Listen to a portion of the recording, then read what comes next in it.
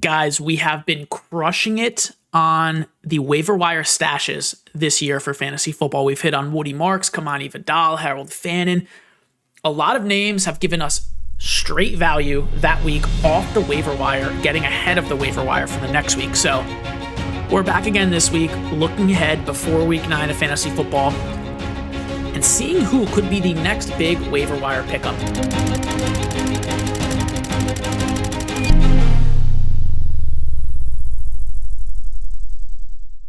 Before we begin with the stashes, or, it's definitely tied in, but there's just a lot of trade discussions going on right now ahead of the NFL trade deadline in a couple weeks here. Honestly, I think, maybe less than a couple weeks, whatever it is. You should be checking the waiver wire for some players who could be impacted, by these trades. Now, we'll just run through all of them. I will say, a lot of the time, there's all this trade hype, and on Twitter, it's all sounds very good and well, and then you just end up getting a bunch of 6th round picks and backup defensive tackles traded.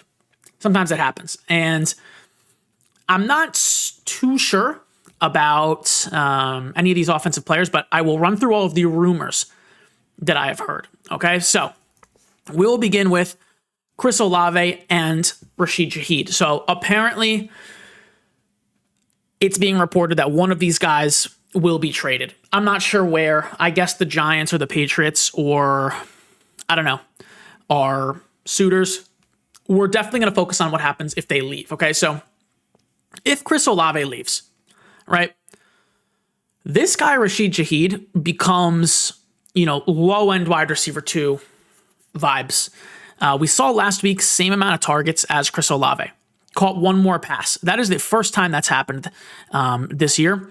Last week, he had 2 more targets, 9 targets to Olave's 7, but Olave caught more balls. My point is, the gap between these two, Shaheed and Olave, is much closer than people think, and we are ranking Olave, sometimes top 15, top 16 at the position. He's a well-known wide receiver 2 in the community, and we kind of just have Shaheed in the 40s and the deep 30s weekly.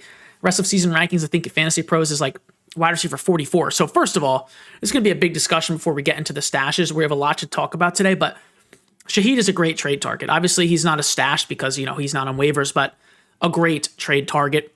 Buy him as a low-end wide receiver 3 or a low-end flex.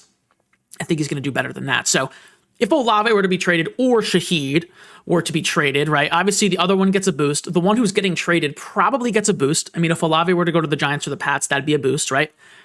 When we look at the other receivers on the roster, though, right, only other guy who I would, maybe pick up, maybe he sees, 6-7 targets a game is Devon Vele. And again, it's not that exciting. This is more for you deep league guys there. I mean, 0% rostered, 1% roster, whatever that says, I can't see. But that would be a potential stash if we're doing that, which I guess we are.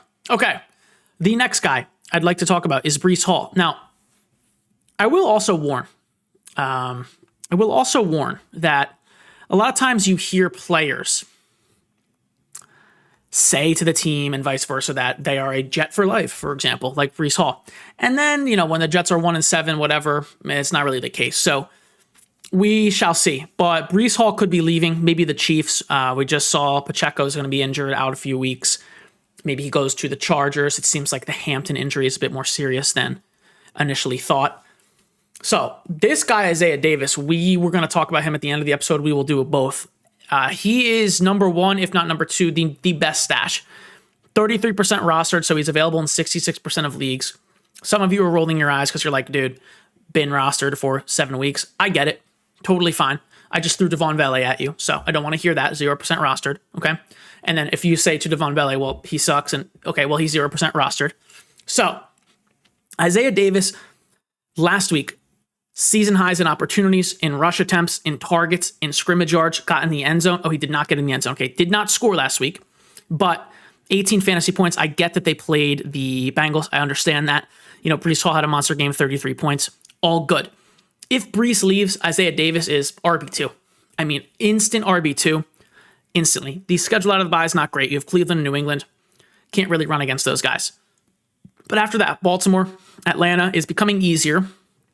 Miami, Jacksonville, New Orleans. So The schedule is not A+, but he would just go from, wide receiver 4, or excuse me, RB4, RB5 to instant RB2.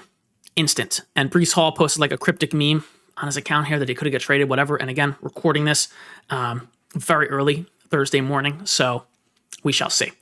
Next guy, who is essentially in my mind, if I had to give you the most likely player to be traded, it is Jakobi Meyers. And the first stash that comes to mind is Jack Bech. We've talked about him. Okay. And what is my boy's name here? Trey, hold on. Trey Tucker. Jack Bech and Trey Tucker. So Trey Tucker's not going to be on waivers, available in 50%. So no, but Jack Bech, available in 94% of leagues. And Jack Bech actually fills the Jakobi Meyers role, whereas Trey Tucker kind of has his own role. And, the number one target in the offense is Brock Bowers. Jack Bech, Jakobi Meyers, that role is kind of the number 2. And then you kind of have this gadget, Trey Tucker, who without Bowers was doing Bowers stuff. Okay, so if Jakobi goes back to the Pats, to the Steelers, to whatever, Jack Bech, dare I say, right off the bat here, especially out of the bye, in my opinion, could be a pretty good flex. Basically instantly. And if Jakobi goes, like to the Pats, to the Steelers, I think he gets an upgrade. Anywhere he's not competing with Brock Bowers. I'd rather compete with Diggs at 30 whatever years old. I'd rather compete with Metcalf and those tight ends than Brock Bowers. So I think both these players should get a big upgrade. I think obviously Tucker would get an upgrade, but it's not like massive. Okay. So this is kind of the Patriots running back target portion of the show. Maybe they just go for someone who's not relevant, right? But if Tony Pollard were to get traded, we would see Tyjae Spears become an instant RB2. He's already outproducing Pollard in terms of fantasy points as of week 8 last week on less touches, 3 straight games with 3+ targets. Pollard has, 2, then 6, then 2. So he's a little bit all over the map, but still the primary rusher. There's not a lot of value in this backfield on the ground. But if you have a running back like Tyjae Spears would be, if Pollard were to get traded, that's going to see 15 opportunities. A third of those will be targets. All of a sudden, we have low-end RB2. He scores, gets in the end zone, low-end RB1 on the week. So very interesting. I think Tyjae Spears is a nice target, similar to Shaheed, where you can go out and trade for him and kind of do a trade stash type of deal. If Hubbard were to go to the Patriots or Hubbard were to be traded, obviously Rico Dowdle is right back into RB1 category, like easily. I mean, top 12 rest of season, easily ahead of guys like Kyron Williams, for example, ahead of Breece Hall if he were to stay in his same situation, ahead of ETN, ahead of a lot of those players in that Swift category, top 10, top 14, with weekly ceiling to go be the best running back in fantasy. We saw what Dowdle did with no Hubbard in weeks 5 and 6, over 400 total scrimmage yards. Back-to-back performances as top 3, top 2, top 1 RBs, whatever it was. I know one of the weeks he was the best RB in fantasy. Honestly, might have been both them, or maybe JT did one of his 3 touchdown things. But yes, the last 2 weeks, Hubbard in week 7, 2.2 yards per carry, then 2.8. Then we have Rico Dowdle, 4.7 in week 7, and then 6.8. So Dave Canales came out and said, this is no longer a committee here. So Hubbard could be on the move. All right, we look at Ramondre Stevenson just to talk about the destination real quick. It's very obvious why they're looking for someone. I mean, this is horrendous. This is literally horrendous. Of the 8 games played this season, we only have 3 over 6 fantasy points. And the thing about fantasy points is they equate pretty well to real life performances. So when I'm looking at 2.1 a carry, 2 a carry, 1.4, 2.4, that's awesome that we have some games here with 4.5 a carry, but that's on 4 attempts, right? So yeah, and for some odd reason, the other guy in the backfield, number 32, Trevion Henderson, who is better, by the way, I will just say it, who is better than Pollard, Hubbard, and honestly, on the ground, probably Alvin Kamara. They don't like him. So not good for Henderson that they're in the market. And we'll talk about Kamara real quick, and that will be a nice segue kind of into the guys I want to talk about for stash purposes here. Okay? Because the first player that I want to be stashing, Isaiah Davis and this man are the number 1 stashes. And yes, it is Devin Neal. So Kamara has been lackluster. This has not been good lately for Kamara. I'll read you his yards per carry since week 3. 2.3. Bad. 4.7. Okay, that's pretty good. 3.3, 3.1, 2.5, and then 3.5. So mediocre to bad, one good game there since week 3. Only 8 opportunities last game, left the game with an injury, gets the Rams this week, then the Panthers, then the bye. I mean, realistically, we come out then to Atlanta. I mean, this is going to be 5 straight weeks of unusable running back territory, in my opinion. Just completely unusable at age 30. We've seen the targets fall off. He has 3 games with only 2 targets. We're seeing the Saints go to Tyler Shook. We're seeing the Saints being willing to deal, hypothetically, Olave, Shaheed. Why are they not just going to go deal Kamara too, or just maybe sit Kamara down to a 50-50 with Devin Neal? Devin Neal, by the way, the best running back in Kansas University history, okay? 3-down skill set, very talented player. A lot of Dynasty guys like him. I am not one of them. I'm not a Dynasty guy. But when I looked into it, he was an attractive prospect. So, very talented guy. Why not just give him the rock, especially coming out of the bye here in week 11 in a couple weeks? So if we see these snaps start to go up, I mean, already 46% of snaps, guys. In week 8, 46%, a lot of that came in the fourth quarter, but he was mixing in on those pass downs, out-targeted Alvin Kamara in this game. Yeah, he is my number 1 stash, Devin Neal. I think Isaiah Davis is a better stash, but Neal is more available. 88% of leagues available. All right, so we'll go full screen here, just to the stashes now. And let me see. Okay, word. And the next stash we have is Chimere Dike, as we kind of transition away from the trade talk and get more into reality and what's actually been going on, okay? So Dike, like I said, we talked about him on the waiver show. He is the most productive receiver for the Titans, not even close. Calvin Ridley is finished. You can drop Calvin Ridley. If you're watching this, go ahead and drop Calvin Ridley, okay? You're totally fine. If he's in your IR and you don't want to, you don't have it, cool, that's fine too. But yeah, unstartable, unplayable, Calvin Ridley. One of the worst picks you could have made in fantasy this year. Who else is there? Alec Ayomanor does not belong on an NFL field.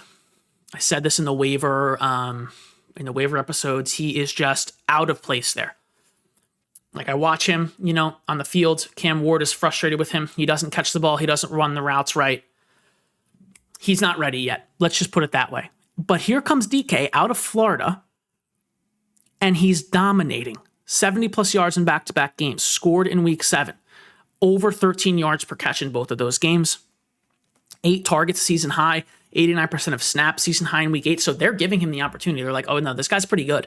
Let's give him the opportunity. So he is a priority stash, obviously available in 59% of leagues. But yeah, Colston Loveland makes the list again. Last week we saw season highs in targets, season highs in snaps. Okay, season high in, let me see here. Never mind. I was going to say yards per catch, but he had that monster catch here in week 3. But if we start to trim the sample size, it was his most productive game, kind of, if you're including the volume. 3 catches tied the season high. Okay, so Cole Kmet was out. All good. Let's see if he comes back. I don't know about his injury. I think he's practicing limited right now, but at Cincinnati, the number 1 matchup for tight ends, it doesn't get better than that. Maybe Colston Loveland sneaks in the end zone. He starts to take this job from Cole Kmet, who has just been disappointing all season. I mean, completely disappointing. So yes, maybe. And I do want to just add Bech here to the list. Maybe we talk about him again at the end. But yes, okay. Another priority who's just dropped to 25% own after the bye and after some disappointments here is Bhayshul Tuten. On a per touch basis, he's very, very good. The problem is that he doesn't get many touches. I mean, his touch totals, since week 4, 5 touches, 5 touches, 5 touches, and 5 touches. So, you're not going to be a fantasy football producer on 5 touches. However, if this number starts to creep to 8, 9, oh my God, double-digit touches, all of a sudden he's flexible, in my opinion. So we see rookies get the bump out of the bye in terms of usage, and just what they're being asked to do. Their understanding of the offense grows. The coaching staff wants to try new things. We're hearing Travis Hunter's going to get more involved. So why not Bhayshul Tuten, who's actually been good this year? Last 2 games, 7 yards per carry, 4.4. He has 1 game here, a bad game versus Kansas City, 1.5 yards per carry. But every single other game, over 3.5. Got in the end zone there in week 3 on that awesome touchdown. Got in the end zone in week 2 on that receiving touchdown. Scoring 15 fantasy points in week 2 on those 10 opportunities. That's what I'm talking about. Once we start to get to those 10 opportunities, could be a lot of value for Tuten. He's a great stash. The next 2 guys, admittedly in the waiver show, Noel and Jayden Higgins, these Texans receivers, I kind of wrote them off because it's like, Nico is the one, Christian Kirk is involved. Xavier Hutchinson is involved, right? But it's kind of like, who's going to be the rookie receiver this year to break out down the stretch?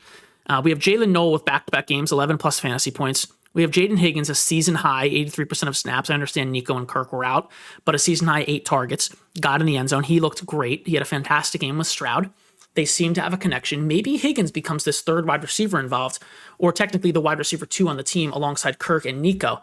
If one of them can do that and kind of surpass, Hutchinson, I think there'll be some value.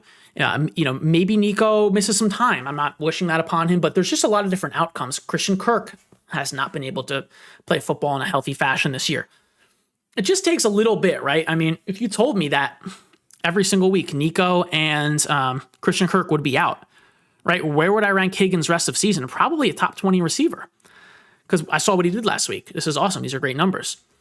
Obviously, that's not the case. But where does he rank if Christian Kirk misses extended period of time? I'm not sure. In deeper leagues, Noel is also an option, but I think Higgins is the preferred stash. Sticking with the wide receivers, we'll go to Jalen Coker now. He's available in 88% of leagues. Clearly, he was dropped kind of after the Andy Dalton thing, after he wasn't utilized too much against the Jets, but the snaps are still rising here. 37% in week 7 for his first game back, then 66%. Season high 4 targets. So Jalen Coker should be rostered. I think he's a very good stash. Once his snaps begin to go back to, 70, 80 plus percent, low-key flexible in some of these better matchups. The next guy I want to talk about, we're getting near the end, but is Blake Corum. He's kind of in that Bhayshul Tuten category where if these snaps continue to go up, if he approaches 40%, 50% of snaps, you're going to start to see some weekly flex value, for sure.